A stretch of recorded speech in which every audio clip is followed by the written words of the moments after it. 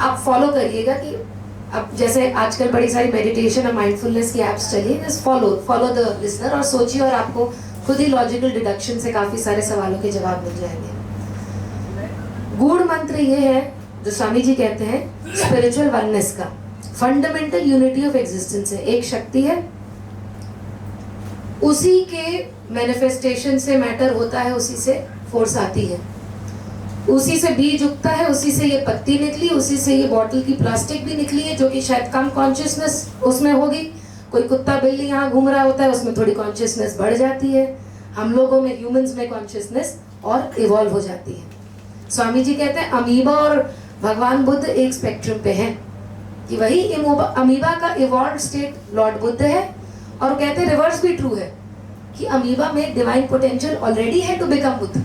तो ये तो बात हो गई कि हम सब एक हैं। अगर हम सब एक हैं तो बैर कैसा, तो फिर कास्ट रिलीजन जितने सारे आप बैरियर सोचते हैं ये सब मिटने लगते हैं। तीसरी बात आती है कि गॉड क्या है। स्वामी जी कहते हैं कि गॉड कोई एब्स्ट्रैक्ट कॉन्सेप्ट नहीं है, गॉड कोई हेवन में जाके बैठा हुआ नहीं, किसी पर्वत पे नहीं बैठा हुआ है, ये वही ब्रह्म है, वही गुरु तत्व है जो हम सब में है, क्योंकि हम सब एक हैं तो वही तत्व हम में है, इसीलिए हम सब इक्वली डिवाइन हैं, इसीलिए हम सब में इन्फिनिट अपने पोटेंशियल को एक्सप्लोर करने का स्कोप है। और फिर क्योंकि हम सब एक हैं तो जब इंसानों में ह्यूमैनिटी में कोई भेद नहीं है, लिविंग नॉन लिविंग में कोई भेद नहीं है, तो फिर एनवायरनमेंट अलग कैसे है, फिर एनवायरनमेंट भी इंटरकनेक्टेड है। सर्वे भवन्तु सुखिनः की जो हम बात करते हैं ये सब भारतीय दर्शन है, ये सब हजारों सालों से बताई हुई बात है, उसी को आर्टिकुलेट किया स्वामी जी ने। तो जब अगर सब कुछ एक है तो फूल पत्ती अलग क्यों है, फिर एनवायरनमेंट अलग क्यों है। अब आपने नेचर की बात करी,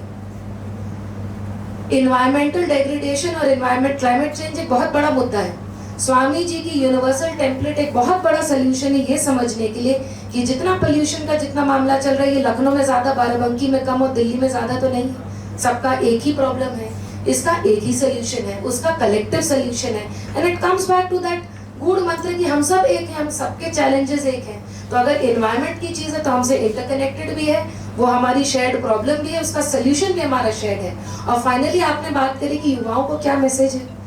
तो स्वामी जी इसी सिंपल सी अद्वैतवाद के मैसेज में उसका आंसर दे देते हैं कि लोग कहते हैं फिर करें क्या, पर्पस क्या है, असली पूजा क्या है। स्वामी जी कहते हैं कि अगर आप दूसरे में, क्योंकि वो कहते हैं भगवान हम सब में है,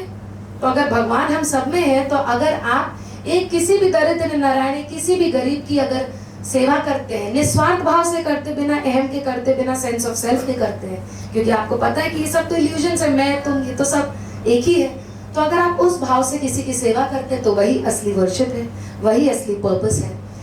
तो अगर हम इस वननेस के मैसेज को समझ जाएंगे तो जितने सारे हम सबके बीच में सवाल हैं, जियोपॉलिटिकल कॉन्फ्लिक्ट्स को लेकर, एनवायरमेंटल डिग्रेडेशन को लेकर, पर्पस इन लाइफ को लेकर, असली सेवा क्या है, असली पूजा क्या है, इन सब का आंसर आपको स्वामी जी इस यूनिवर्सल डॉक्ट्राइन में दे सकते हैं।